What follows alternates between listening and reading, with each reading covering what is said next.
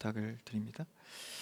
말씀으로 돌아와서 오늘 갈라디아서 5장 끝 말미까지 육체의 소욕, 성령의 열매라는 제목으로 말씀 나누기를 원합니다. 오늘 본문은 매우 이 갈라디아서에서 유명한 말씀입니다.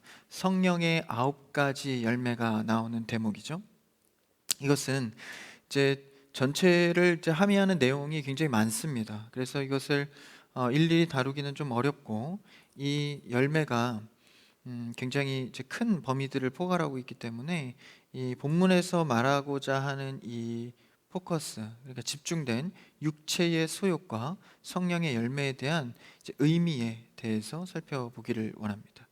이 본문의 주제는 성령입니다. 이 성령 하나님은 삼위일체 중에 한 하나님으로 우리가 어떤 능력이나 은사적인 게 아니라 실체가 있으신 하나님이십니다. 그래서 성령의 인도하심, 오늘 본문의 주제죠. 성령 하나님께서 나를 인도하시는 것.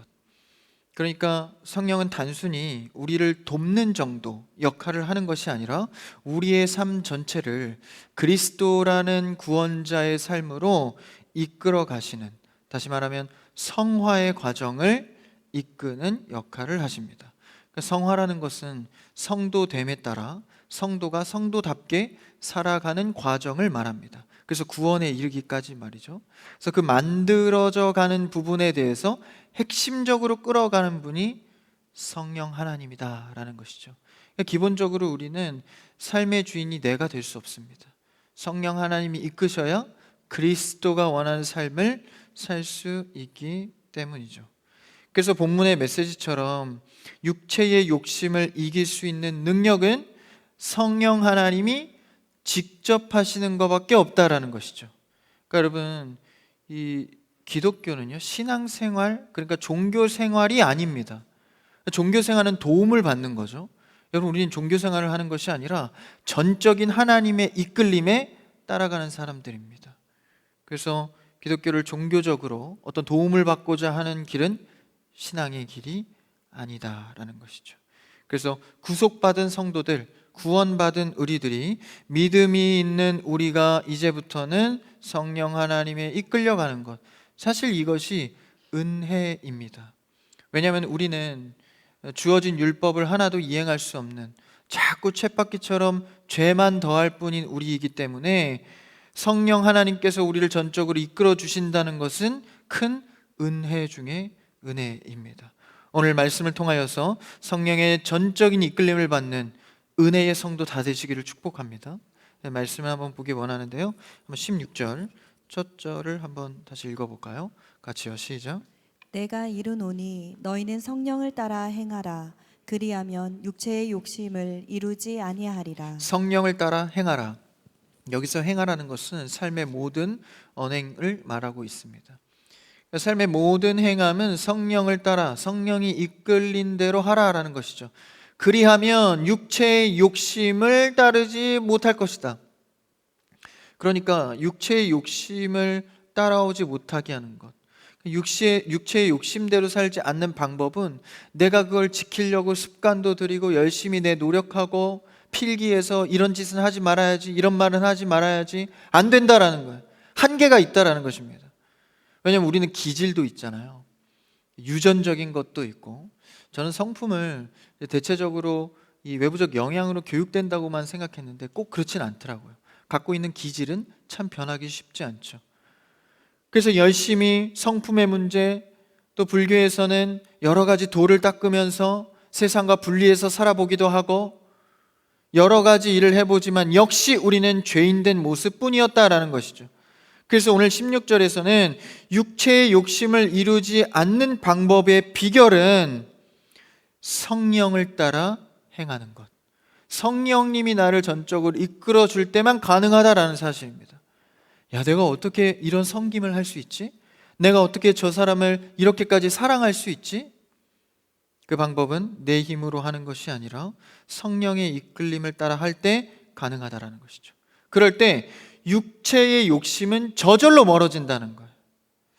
그래서 저도 이제 20대 때 관심이 있었던 게 있고 30대 넘어오면서 40대로 가까이 가면서 또 관심이 달라집니다.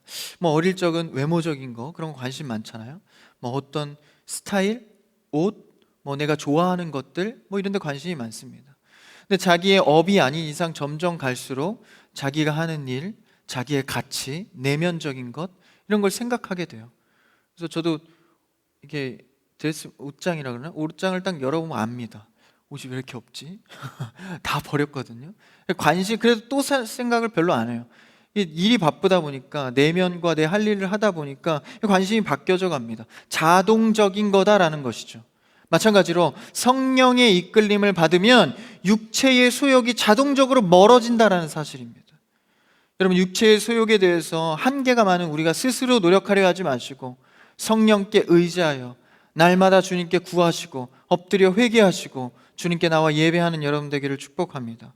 그렇게 되었을 때 오늘 16절 말씀처럼 육체의 소욕과 멀어질 수 있다. 그러면 여기서 말하는 이 육체, 어떤 상태를 말하는 게 육체라고 말할까요? 육체의 소욕이라고 할까요? 그 정의를 성경적으로 우리가 다시 해보길 원합니다. 우리 인간은 창조 때부터 하나님에 의해서 직접 만들어진 피조물입니다. 흙으로 빚어서 우리를 만드셨는데 이 동물과 짐승과 다른 한 가지가 있어요. 직접 만드신 뒤에 어떻게 하셨습니까? 그 코에 생기를 불어 넣으셨습니다. 그래서 단순한 바람이 아니라 이 생기는 하나님의 생영입니다. 그러니까 하나님의 영을 부으셔서 이제 하나님은 영이시니 하나님과 같은 특성을 갖게 된 거예요. 그래서 우린 짐승과 다릅니다. 가치 추구가 다르고 언어를 하고 완전히 다른 것이죠. 그래서 그 생기, 원어로 루아흐입니다. 이 생기를 코에 불어넣어서 성령에 의해서 살아갈 수 있도록 최초에 우리가 만들어졌다라는 것이죠. 그래서 하나님의 생기가 있는가 없는가는 인간의 큰 차이를 불러옵니다. 인간이 타락한 뒤에 하나님의 영을 잃어버렸습니다. 들을 수도 없고 볼 수도 없고 하나님의 마음을 알 수도 없게 되었죠. 하나님의 영이 떠난 자의 상태의 결과는 무엇이었습니까? 형제를 죽이고 미워하고 비판하고 때리며 살인하였습니다. 그러니까 하나님의 생기가 있냐 없냐는 완전히 다른 사람으로 갈라내는 거예요. 여러분, 세상이 선하다 하지만 사실 그 면모를 자세히 보고 그 뒷모습을 자세히 보면 추악함 뿐입니다. 자유민주주의가 정치적으로 굉장히 많은 이 인권적인 거, 인격적인 걸 이루었다 하더라도 그 개인의 삶들과 욕심을 보면 아직도 우리는 죄인이다라는 것을 깨닫게 됩니다. 그래서 이렇게 살기 좋은 나라에서도 얼마나 많은 죄들을 불러옵니까? 그것은 인간 군상에 있는 것이 아니라 하나님의 생기가 있냐 없냐로 나눠진다라는 것이죠. 그분 안에서만 온전하고 행복하며 참 평안을 누릴 수 있게 애초에 창조 때부터 만들어졌다라는 것이죠. 그 성령을 잃은 우리가 이제 다시 그리스도를 통하여서 성령의 회복을 가져와야 참 평안을 누릴 수 있다라는 것입니다. 아담의 대표성의 원리로 우리는 아담과 같이 죄인이 되었습니다. 간접적 죄인이 아니라 아담과 똑같은 취급을 받는 직접적 죄인이 되었습니다. 그래서 이 상태를, 하나님과 멀어진 이 상태를 육체의 상태다라고 표현을 하고 있는 것이죠. 창세기 6장 3절의 말씀을 한번 읽어볼까요? 창세기 6장 3절 앞에 있습니다. 시작. 여호와께서 이르시되 나의 영이 영원히 사람과 함께 하지 아니하리니 이는 그들이 육신이 됨이라.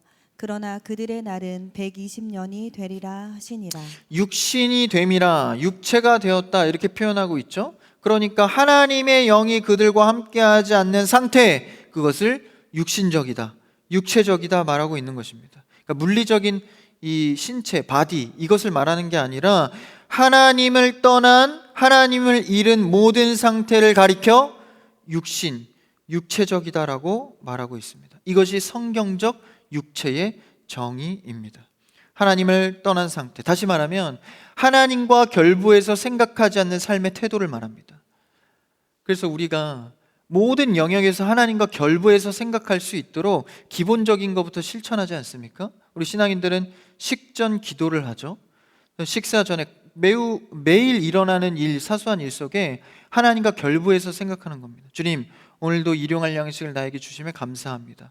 이 음식 먹고 영육간에 강건하게 하옵소서. 매우 단순하지만 우리의 삶의 원리가 하나님과 결부되어 있다는 사실을 고백하는 것입니다. 매우 중요한 신앙의 태도인 것이죠. 그래서 내 유익, 욕심만을 중점적으로 생각해서 사고하고 행동하는 이 모든 것들을 육체적이다라고 표현합니다. 그래서 여러분 하는 일과 전공, 또 여러분들 사업, 또 직장에서요, 여러분의 욕심의 추구, 월급만 받으면 그만이지, 이제 이런 논리가 많아요. 돈만 받으면 장땡이지. 여러분 그렇지 않습니다. 성도들은 그렇지 않습니다.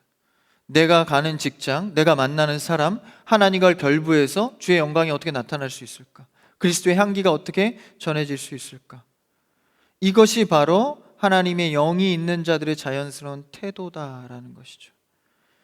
육신의 삶은 오직 내 유익만을 위해서 살아갑니다. 그러한 형태를 보고 성경은 육신적이다라고 표현을 하는 것이죠. 하나님을 떠나서는 제대로 온전한 삶을 영위할 수 없습니다. 그러나 우리는 또 그렇게 살아갑니다. 온전한 삶을 영위할 수 없음에도 오늘도 죄인의 모습, 하나님과 거리가 멀어진 육신적인 생각과 그 상태로만 살아가고 있다라는 것이죠. 여러분의 삶은 어떻습니까? 오늘 하루, 아니 일주일 단위로 끊어서 우리의 삶을 보면 정말 얼마나 하나님과 결부해서 살아가고 있었는지 오늘 기도의 제목처럼 회개하게 됩니다. 하나님의 마음과 그의 생각과 의도가 내 안에 있지 않다면 나는 어떤 성도로 살아가고 있는 것인가? 우린 계속해서 이 죄성에 대해 머물러 있는 것이죠. 육신의 생각, 죄의 생각, 계속 흘러가는 게 우리의 본성입니다. 사무엘상 말씀에 보면 아말렉 사람들이 등장합니다. 이스라엘 백성들이 처음에 애굽에서 나와서 이제 그 가나안 땅으로 갈 때 처음 그들의 행보를 막아섰던 자들이 바로 아말렉 사람들입니다. 근데 성경에서 아말렉을 표현하건대 하나님의 일을 막는 자들이죠. 그 아말렉을 죄인 아말렉이라고 명명합니다. 그러니까 하나님의 일을 회방하거나 하나님의 계획을 방해하는 육체적인 자들을 죄인이라고 표현합니다. 세상의 가치 기준에 따라서 이건 잘못된 일, 잘한 일, 그래서 죄인이 아니라요, 세상 심판의 법으로 잘못된 게 죄인이 아니라 하나님의 계획과 반대된 삶을 살아가는 것이 죄인입니다.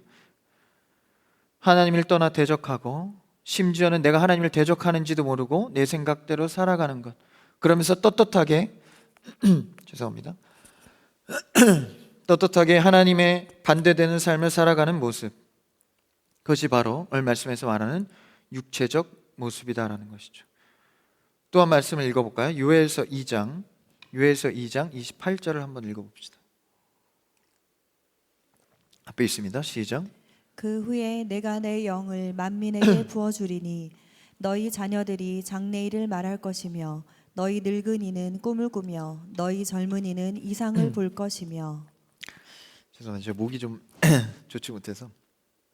감기는 아닙니다. 멀리하지 마십시오. 아주 유명한 말씀이죠. 내가 내 영을 만민에게 부어준다. 늙은이는 꿈을 꾸며 젊은이는 이상을 볼 것이다. 이게 뭐죠?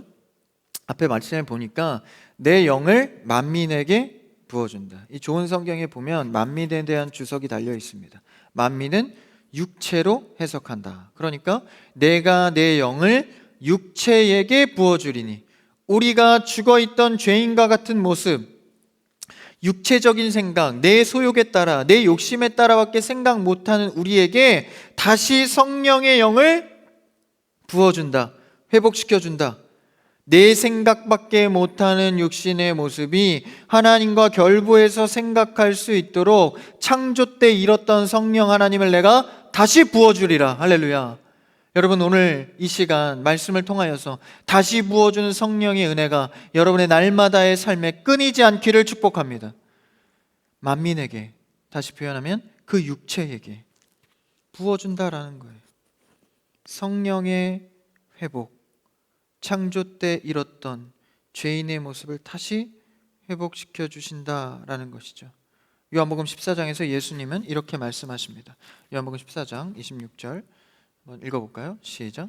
보혜사 곧 아버지께서 내 이름으로 보내실 성령 그가 너희에게 모든 것을 가르치고 내가 너희에게 말한 모든 것을 생각나게 하리라. 내가 이제 죽고 부활해서 승천하게 되면 너희에게 성령 하나님을 보내줄 것이다. 그럼 성령 하나님이 이때부터 탄생된 건가? 그렇지 않습니다. 삼위일체 하나님은 창세 전부터 한 하나님이셨습니다. 모든 사역 가운데 삼위일체 하나님이 계셨죠. 그럼 지금 예수님께서 승천하여서 보내주신다는 성령님은 공식적으로 임하는 성령 하나님을 말합니다. 그러니까 세대주의자들이 구약에는 성부 하나님, 이제 신약에는 성자 하나님의 역사, 그리고 이제 우리는 성경시대 이후에 은혜의 역사, 성령 하나님의 역사, 이렇게 세대주의자들이 말합니다. 여러분 그렇지 않습니다. 성령 하나님은 어떤 시대든 어떤 사역이든 늘 함께 계셨습니다. 그러니까 삼위일체 하나님은 늘 우리 가운데 계시되 공식적으로 성령 하나님이 예수 그리스도 부활 승천 이후에 일하셨다라는 거예요. 그럼 어떤 일을 하셨는가? 아까 읽은 요한복음 14장 말씀에 보면 무엇인가 우리에게 예수님을 가르친다라는 거예요. 예수님에 대해서 알게 하시고 생각나게 한다라는 거예요. 여러분 성경을 아무리 읽고 지식적으로 예수님을 공부하려 해도 실제 그 예수님을 깊이 있게 믿어지고 내 안으로 모시는 것은 성령 하나님의 역할입니다. 전도를 아무리 뛰어난 언변으로 한다 할지라도 그가 마음이 돌이켜지지 않는 것은 성령 하나님이 일하시지 않았기 때문입니다. 그래서 신앙생활을 누구나 제대로 하면 성령 하나님의 이끌림을 통해서 그리스도를 닮아가는 성품으로 변화되어지게 되어 있습니다. 이것은요 여러분 자동적인 일입니다. 그러니까 신앙생활 제대로 하면서 성령을 계속 깊이 있게 받으면요 그리스도의 성품으로 나아가는 거예요. 그러니까 이런 이 메커니즘의 원리 속에서 그렇게 되어지는 건데 세상이 보기에는 믿는 사람들이 참 착해. 여러분 이거 틀린 말 아닙니다. 그래도 교회 다니는 사람들이 좀 착해. 그래서 좀 아닌 모습을 보면 환멸을 느끼기도 하는데 그래도 기본적으로 교회 다니는 사람들이 성품이 좋잖아. 이런 이미지가 있는 이유가 무엇입니까? 제대로 신앙생활한 사람은 성령의 이끌림을 따라서 그리스도를 배워가며 그의 성품을 닮아가기 때문입니다. 그래서 그분을 닮아갈 때 예수님처럼 생각하고 말하고 행동하고 선택하고 그 언행의 예수님의 향기가 배어내지는 것이죠. 성령님은 자신을 드러내는 것이 아니라 우리에게 거주하시면서 철저히 예수 그리스도를 가르치십니다. 성령에 기댈 때 예수 그리스도를 배우게 되는 것이죠. 성령 하나님을 통해 예수님을 많이 배우시기를 축복합니다. 그래서 성령의 지혜가 있으면 학위를 아무리 많이 갖고 똑똑한 사람이라 할지라도 그렇지 못한 사람이라 할지라도 성경을 성령의 지혜로 깨달을 수 있는 것입니다. 성경은요 성령 하나님께서 영의 지혜를 열어주셔야 가능합니다. 그래서 우리가 정말 예배 때 구해야 할 것은 오늘 말씀처럼 성령 하나님이 내 안에 들어와 주셔서 내 교만과 무지함을 낮추시고 성령의 지혜로 들려지고 깨달아 그리스도를 닮아가게 하옵소서. 여러분 이 고백을 끊임없이 해야 합니다. 성령님 내 안에 들어와 나를 낮추시고 그리스도를 깨달아 닮아가게 하옵소서. 여러분의 기도 제목의 최초 앞에 이 고백을 날마다 하시는 여러분 되길 바랍니다. 예수님께서 부활하셔서 제자들에게 등장하시어 처음 하신 일이 무엇일까요? 오늘 처음에 읽은 그 창세기의 루와 흐의 생기가 회복되는 장면입니다. 한번 요한복음 20장 22절을 읽어볼까요? 같이요 시작. 이 말씀을 하시고 그들을 향하사 숨을 내쉬며 이르시되 성령을 받으라.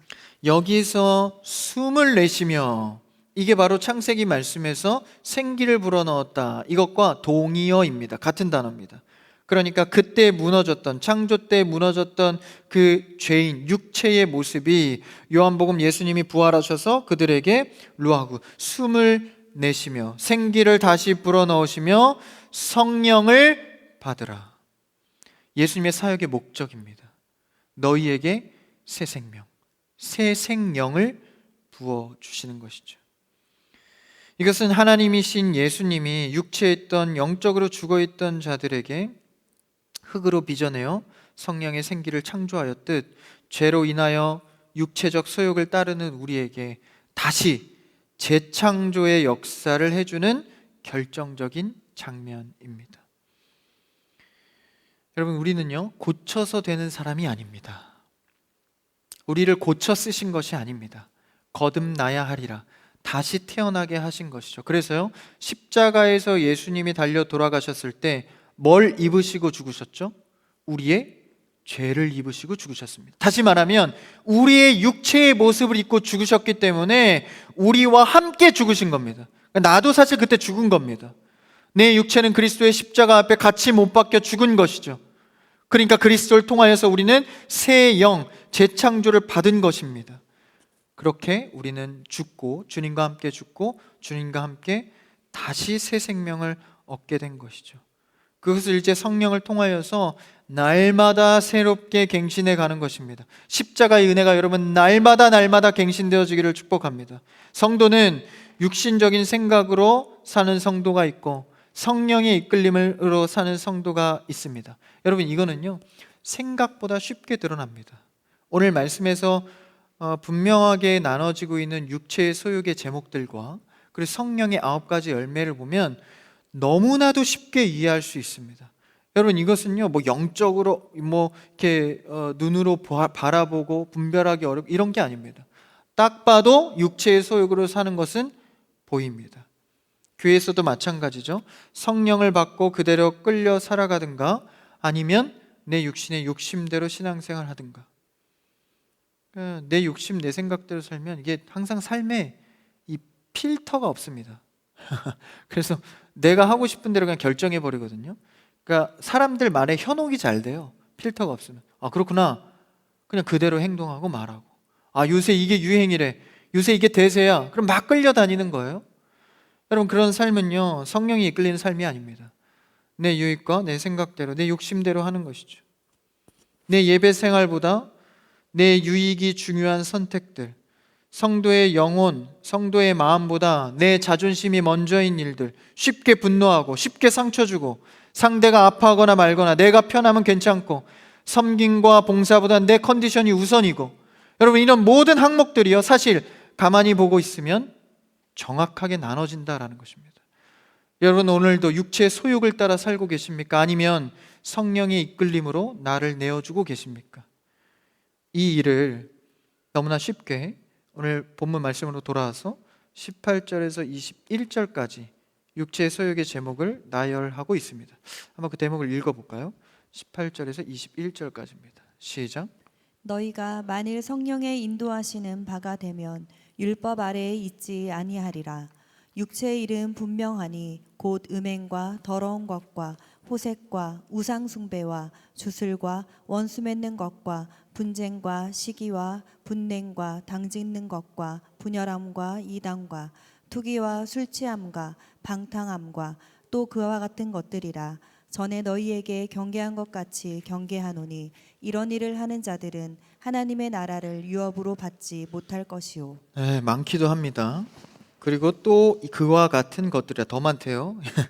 그러니까 딱 보니까 어때요? 음행, 더러움, 호색, 우상, 마술, 원수 맺는 것, 당짓는 것, 분쟁, 분노, 시기, 이단, 투기, 술 취함, 방탕. 여러분, 이것을 내가 육체의 소욕으로 이행하면서 나는 하나님의 사람이야. 나 하나님의 자녀야.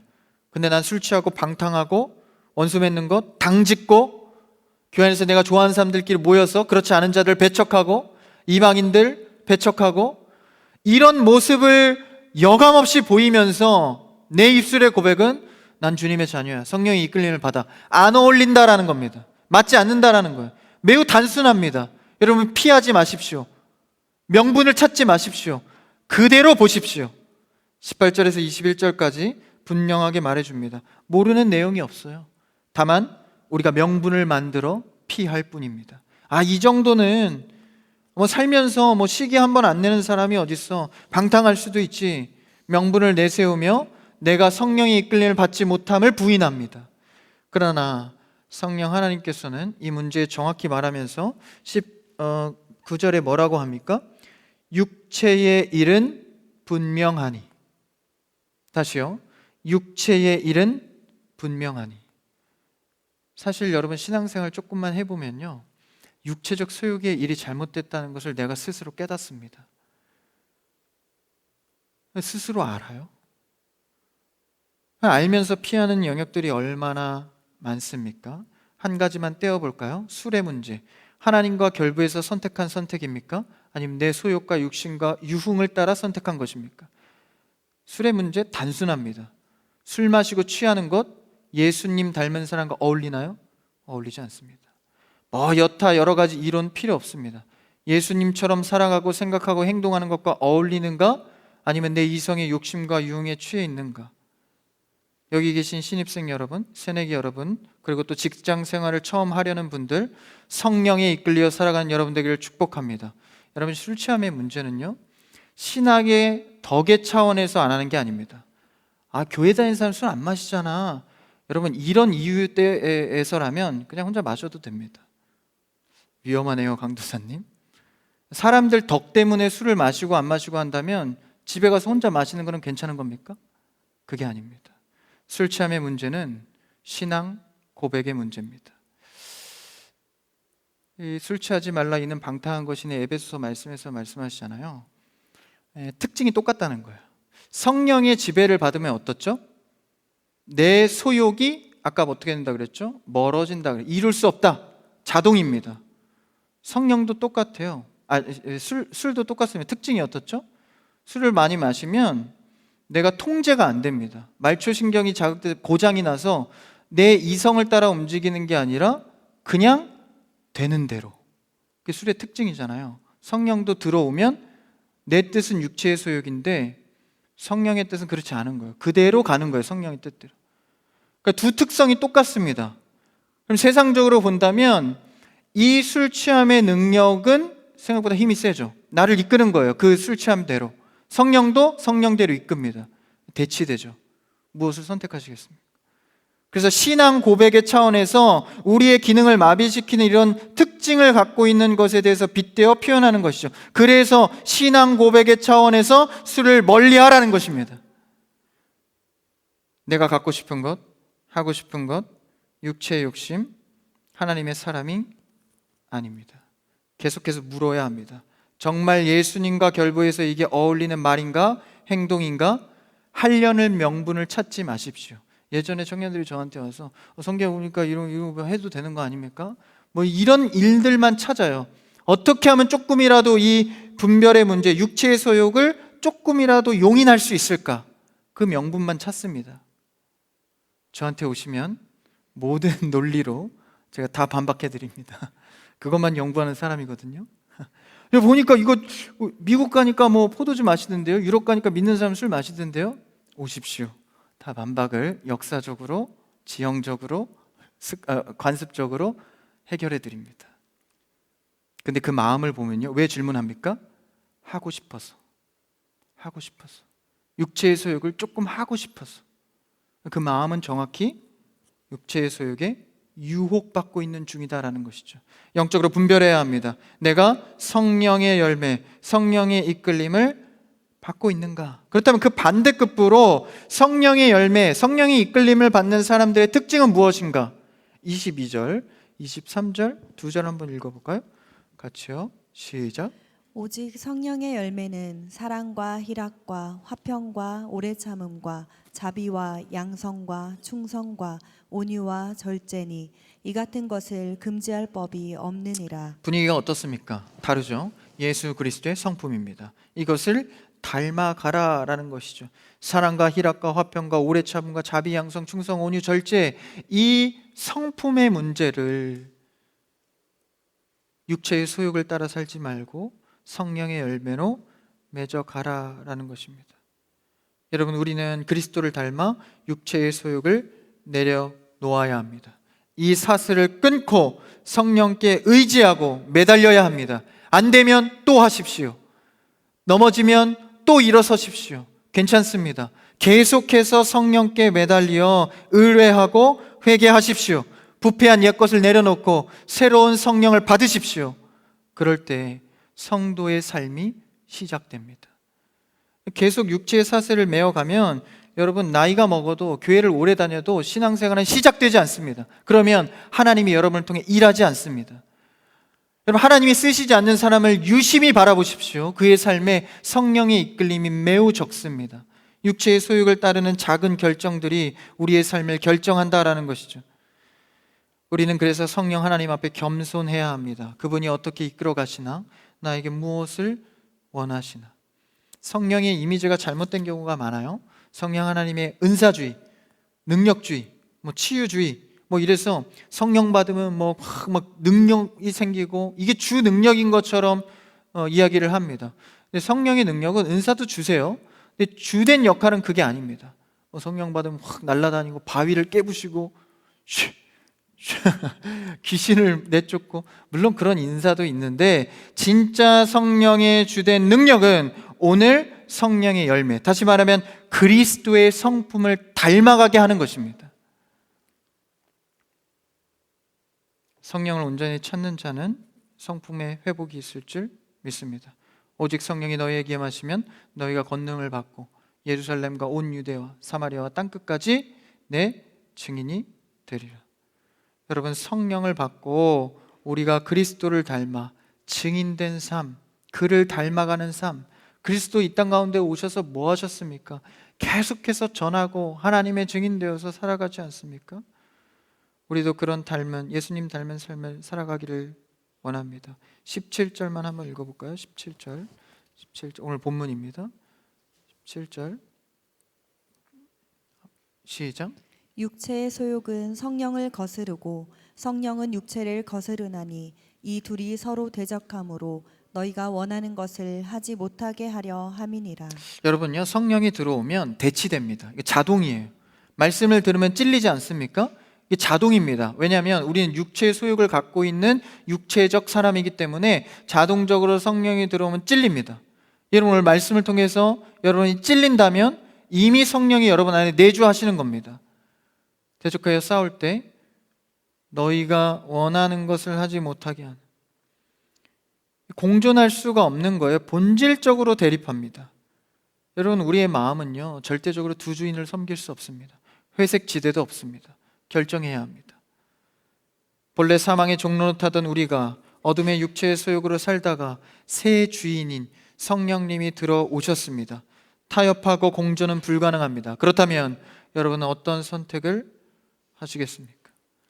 이 가운데는요 이제 심각한 내적 전쟁이 일어나는 거예요. 그래서 사실 이 내적 전쟁이요 우리에게 굉장히 많은 삶의 소용돌이를 치게 합니다. 한마디 말도 한마디 선택도 이제 달라지는 것이기 때문이죠. 전에는 어땠습니까? 내가 원하는 대로 살면 되는 거예요. 그것만 찾으면 됩니다. 그 자체가 영광이었고 자랑이었습니다.